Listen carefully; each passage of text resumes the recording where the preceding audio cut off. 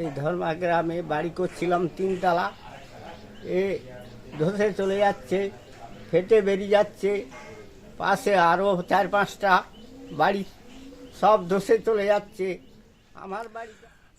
নমস্কার, সকাল সকাল একটি খুব খারাপ খবর নিয়ে আপনাদের কাছে এলাম।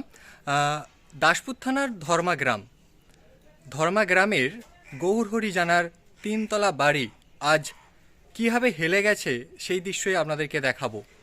শুধু গৌরহরি জানার বাড়ি নয়, এলাকার আরও 5 থেকে 6টি বাড়ি এইভাবেই হেলে গেছে।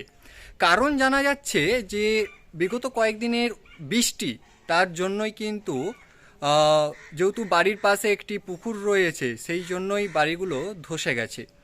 যতটা জানা যাচ্ছে যে পরিবার সহ আরও অনেকেই কিন্তু প্রশাসনের দ্বারস্থ হয়েছিল। প্রশাসনের কাছ থেকে সেভাবে কোনো সহযোগিতা না পাওয়ায় কান্নায় ভেঙে পড়েছেন গৌরহরি জানা। সেই চিত্রই দেখাবো আপনাদেরকে, দেখতে থাকুন পরবর্তী ভিডিওগুলি। আমি দাসপুর থানা ধর্মা গ্রামের বাসিন্দা। এই ধর্মা গ্রামে বাড়ি করছিলাম 3 তলা, এ ধসে চলে যাচ্ছে, ফেটে বেরিয়ে যাচ্ছে। পাশে আরও 4-5টা বাড়ি সব ধসে চলে যাচ্ছে।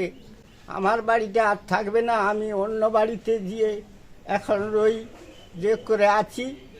তো প্রশাসনের কাছে গেলাম, আমার কিছুই ব্যবস্থা করছে না। আমি এখন নিরুপায়, অনেক কষ্টে এই বাড়ি করছিলাম, অনেক পয়সা সব ধূলিসাৎ হয়ে গেল।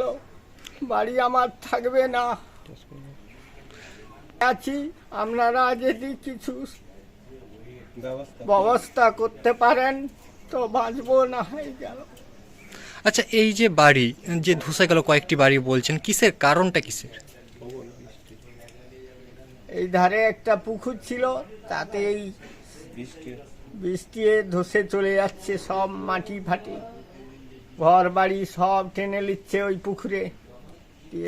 এটা কি অতি বর্ষণের কারণে কি এই ঘটনা? অতিরিক্ত বর্ষণ, তারপরে ওই নিচে মাটি টেনে নিচ্ছে, সব নেমে যাচ্ছে। গৌরহরি জানার 3 তলা বাড়ি ধসে নেমে চলে গেছে। আপনার নাম কি? আমার নাম সত্যেশ্বর জানা। আমার বাড়ি পর্যন্ত পার নেই। আপনার বাড়িও যে কোনো মুহূর্তে ধসতে পারে? হ্যাঁ।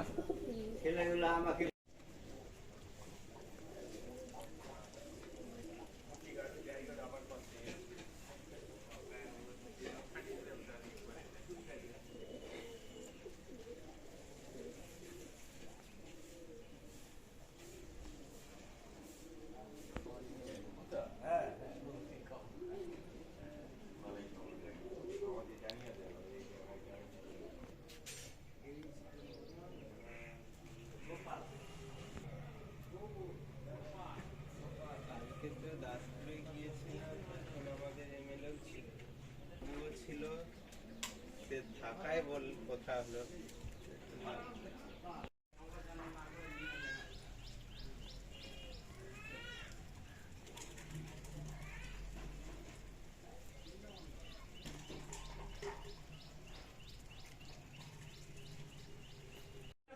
আমাকে সরকার প্রতিশ্রুতি দিচ্ছে কিছু সামথিং 5-10 যদি